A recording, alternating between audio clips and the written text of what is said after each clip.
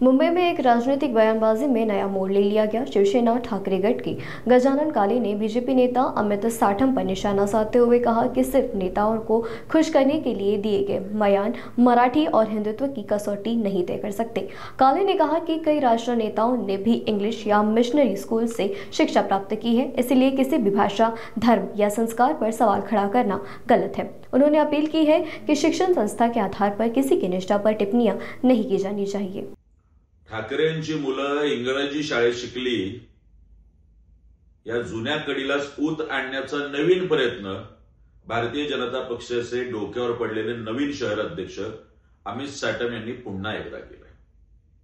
याबद्दल सविस्तर उत्तर सन्माननीय राजसाहेबांनी दिलंय। बहुधा ते त्यावेळी शहर अध्यक्ष नसावेत, त्यांच्या लक्षात आलेलं नसेल, त्याला पुढे जोडून आणखी काही उदाहरणं मी आज अमित साटम यांना देऊ इच्छितो।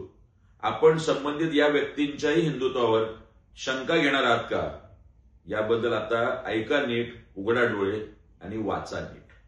अमित साटम, लालकृष्ण अडवाणी भारतीय जनता पक्षाचे नेते यांची शाळा होती Saint Patrick's High School, Arun Jaitley Saint Xavier's High School, Nirmala Sitharaman Saint Philomena School and Holy Cross School, JP Nadda जे आता भारतीय जनता पक्षाचे अध्यक्ष आहेत झेवियर स्कूल पटणा, पियुष गोयल जे आता बहुधा रेल्वे मंत्री आहेत डॉन बॉस्को हायस्कूल माटुंगा, आणि हो सन्माननीय राजसाहेबांच्या नातवावर आपण बोललात, पुढची दोन उदाहरणं त्यासाठी Amruta madam Fadnavis Saint Joseph Convent School Nagpur, Divija Devendra Fadnavis the Cathedral and John Connon High School Fort Mumbai, हे सगळे ख्रिश्चन मिशनरी शाळेत शिकले।